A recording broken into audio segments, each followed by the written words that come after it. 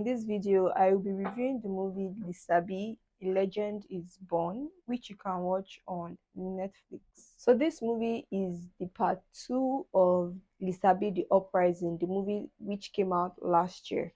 So it pretty much picks up from where the first part left off, with Lisabi and some of the farmers going for war, essentially trying to go fight off the tribute collectors, because they were done with being oppressed and they were done with living in fear. Now in this movie the fight actually happens, so we get to see like what transpires there, because most part of the movie they were just fighting. Like there was a lot of killing, death, beheading, slicing, cutting, blood and everything was just everywhere.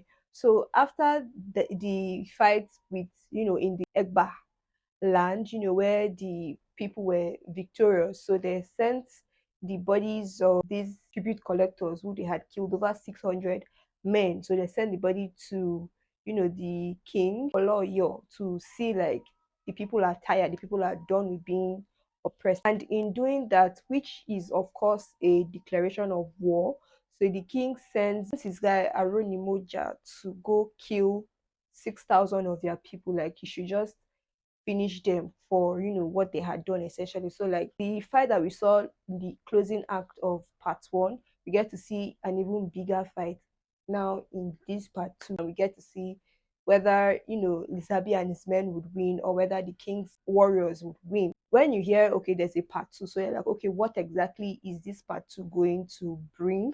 So it's either, will these people be victorious? What is the story behind, Lisabi? Like, who is this guy, Lisabi? The aftermath of everything, all essentially, sha.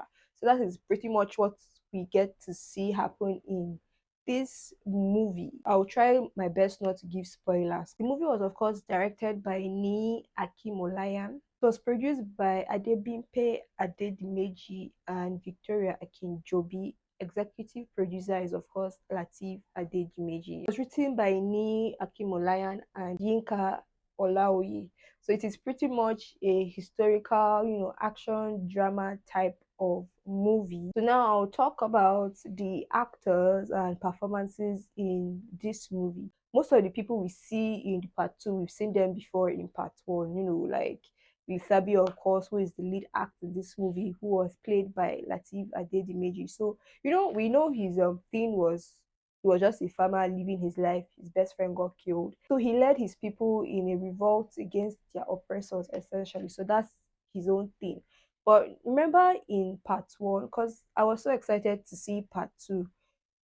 Reasons being, I felt part two was going to answer a lot of questions, like, okay, who is this guy, Lisabi? Like, what is his story? Like, why does he have, this other side of him being very strong, very powerful? How does he know about all these mystical beings and stuff? Because in the first part, we just saw him as this chill, low-key guy, just farming, living his life and being okay. Till everything switched. Then he introduced the other farmers to these four mystical beings. So we are like, okay, what exactly? Like, there's so much more to this Isabi character, which is what I was curious to see being answered in this second part. But unfortunately, it wasn't like what I expected it to be, essentially, because we get to see this part where Ikiola is asking him, like, who are you? Like, what is your story? Like, there's so much more to him than you see. So he gives her this story. Even the story myself did not really add up for me, but he gives her this story that his mom, and how she was killed, and how her I think her dying wish was for these mystical natural creatures to help care for her son and whatever it was. So I guess that was how these people raised him, and that was how he became so powerful, and the way he is, essentially. So that was like his gist. So he's not like he's one long lost son of one king somewhere, or you understand? Like, I expected something very interesting in regards who is this guy Isabi, but that's just by the way. But Lateef Adedimeji, of course, did really really well in this movie. Of course, like, we can't deny how good of an actor he is. Then we got to see the character Ikiola, who was played by Adebimpe Adedimeji. So I think we got to see more of her in this part two than we did in the first part. So in this movie, she became like her own person. We got to see more sides of her. We got to see how in love she was with, the character Lisabi, how she would even go to the extent of, meeting with witches to make sure that Lisabi is okay and, nothing happens to him. Like she was really, really like his backbone, that the backbone he did not know he needed. It was also interesting seeing her in the fight scenes. It was interesting to see that part. But I didn't like, how everything went in regards to what happened to her. Then somebody else I would talk about would be Lisabi's mother, who was played by Bimbo Akintola. So honestly, we don't even know who the woman is, why she was running, where she was going to. But yeah, so in the few scenes we got to see her, she was of course a warrior. She was sharp fighting, and maybe that's where Lisabi got his fighting spirit from. And Bimbo Akintola is one amazing actress, so she delivered in those few scenes as well. Then, of course, the king Oloyo, who was played by Odunlade, we didn't see a lot from him, Sha. Honestly, we didn't get much screen time from him, but he did his thing. He did good. He was, of course, pissed off that his tribute collectors have been killed, and he just wanted heads to roll essentially. Then you get to see Salako, who was also one of the farmers, was played by Ibrahim Yekini. He fought alongside Lisabi, alongside other farmers as well. Then we get to see Gabriela Folayan, who was also fighting the good fight alongside Seun Akindele, Oma, whole lots of actors like were in this movie. And of course, we get to see Bejide, who was played by Olumide. So this guy, because of course it being, because okay, let me explain. So as the battle has been fought, the people of Egba are happy with Lisabi, and she's more like their leader essentially. So they start coming to give him gifts and to just show appreciation for how things went. Some of his friends, I won't call them friends, but some of the people Lisabi was close to, that he fought alongside with, were upset that why is it only Lisabi they are praising? Why is it only him that they are giving gifts to? One person in particular, Bejide, was somebody that was very vocal about it, and he confronted Lisabi, but Olumide did so well in his role. Even though I didn't even see him fighting, I can't remember seeing him in the fight scenes, but that one day, because Lisabi made the comment of where was he when everybody else was fighting, like he was probably hiding or running away from the fight. Then we also get to see Deyemi. So Deyemi was the king's warrior. He was the king's warrior in this movie. It was very, very interesting seeing him in this epic, fighting role. I think this is my first time seeing him in such a role before.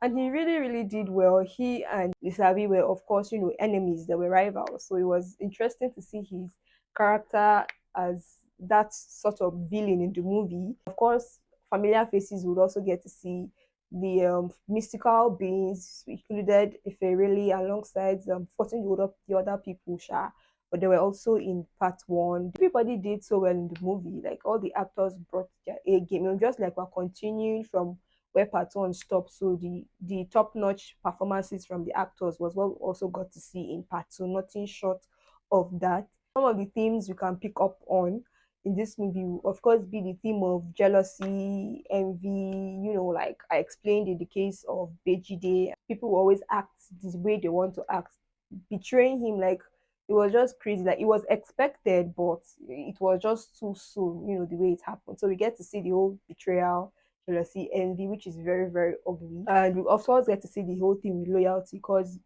Ikiola was very loyal to Lisabi regardless of everything that was going on.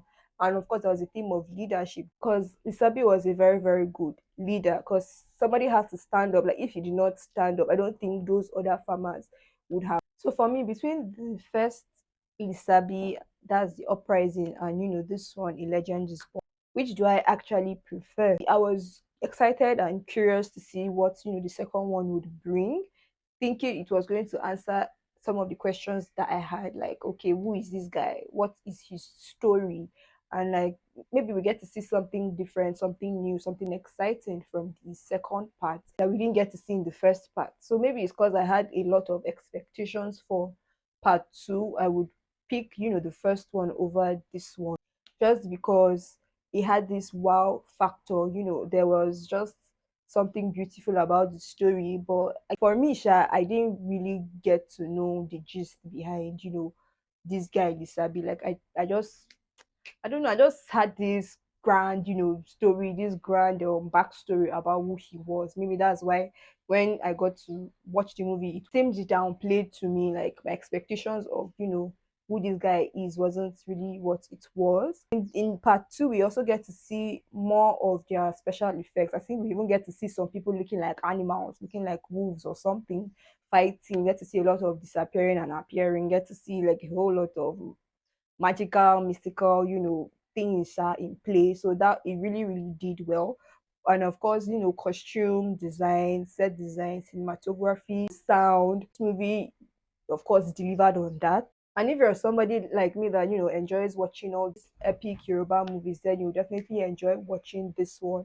And we get to see our wonderful Yoruba actors as well. So that is my honest thoughts on the movie. Like I really enjoyed watching it, although most of the scenes involved a lot of fighting, and the fight scenes were very, very, very good. Like they tried, they did so well in the fight scenes, both the ladies and the guys. Like everybody actually fought. A lot went into this movie, and we could see it in play.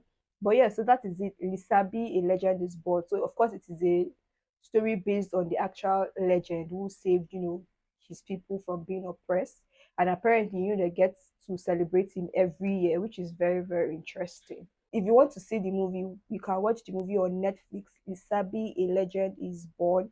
And if you haven't seen the first one, that's Lisabi the Uprising, go check it out. I also have a review of that up on my channel. If you enjoyed this video, please hit the like button.